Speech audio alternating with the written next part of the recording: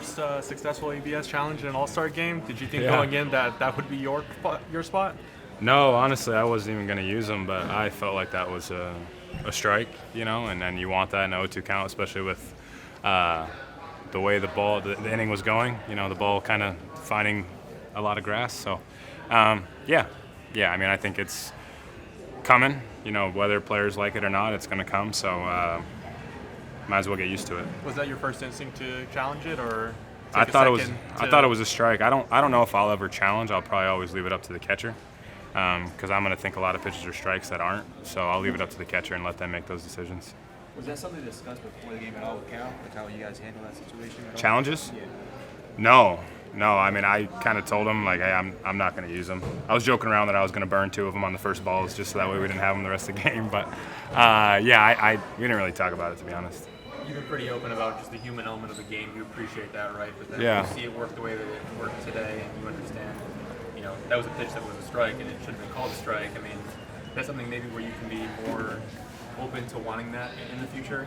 Well, yeah, I think if the rule's coming, it doesn't matter what I feel like. You have to make adjustments. It's the same thing with the pitch clock. That was a big deal. It's the same thing with the fielding not being able to shift anymore. It doesn't matter what players feel like. That's part of the rules committee with MLB. That's a little interesting because we don't have much say in our own game. Whatever they want, they kind of push through, and this seems to be something that they want, so it's going to get pushed through regardless, so you might as well get used to it. I know they've done it in the minors. I'm sure you've seen it happen, but was it as quick as you thought it was going to be, just pretty instantaneous? ABS? Yeah. Yeah. I'm assuming it's coming next year. I don't know if they've announced anything, but I'm just going to assume that it's going to happen next year. It sounded like they were 2 years out when we were testing it in spring training, or 2 or 3 years out. They got to, figure out some things. There's going to be some problems that I hope they have thought through, in terms of if power goes out and we don't have ABS. Sometimes we don't have Hawkeye data or TrackMan data. So what's going to happen then? Are we going to expect umpires to call balls and strikes when it's, an ABS zone? There's just some interesting things that I hope that they think through before they just go, full go with it. They had you mic'd up, I think, for the second year in a row. You were mic'd up. What was Yeah. that kind of like? And is that tough to pitch when you got people talking? It was more enjoyable this year because last year was just only static. Couldn't hear a thing but static. So this year was more enjoyable. I think the mic up thing, you got to give me more than 15 seconds. I think that the pitch clock, I understand why it's there, but if you want us to have a conversation, it's kind of hard to do it in 15. We're speed dating, for every pitch, so it's hard to do that. But it's always a fun environment. It's fun, and I don't know how much Cal can talk because the hitter's right there. You can't say, hey, let's throw a changeup because the guy's right there. But it was a fun a deal, and I got a ton of respect for Cal back there. He's great. What's it like for you to face Shohei Ohtani All-Star game? Yeah, I mean, he's a great player. He's a great player. Put a good swing on a pretty good pitch too. So, I mean, he's such a good advocate for the game of baseball, ambassador. He does everything right, and I'm very appreciative that he's a part of our our league because he's the best in the world.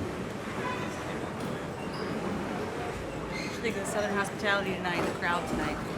It was good. Great environment. I had 2 things in, so I couldn't really tell when it was getting loud. But yeah, I think it's a great environment. The introductions were pretty cool with everyone they had on stage, and the flyover was pretty special. Anytime you get a flyover like that, it kind of gives you the goosebumps as an athlete. So it was a good environment here. Texas was a good environment. I think next year it's in Philly, right? That'll be another good environment. I think they do a great job. Everywhere they go, everywhere MLB takes the game, it's always fun to play in. Thank you. For Casey Mize and his journey, you know that as well as anybody, right? His journey, what he's gone through from 1-1 to the injuries to now being an all-star. Kind of what has it been like to see him? It's been a roller coaster of a career, and now here he is, an all-star. No doubt, I'm very happy for him.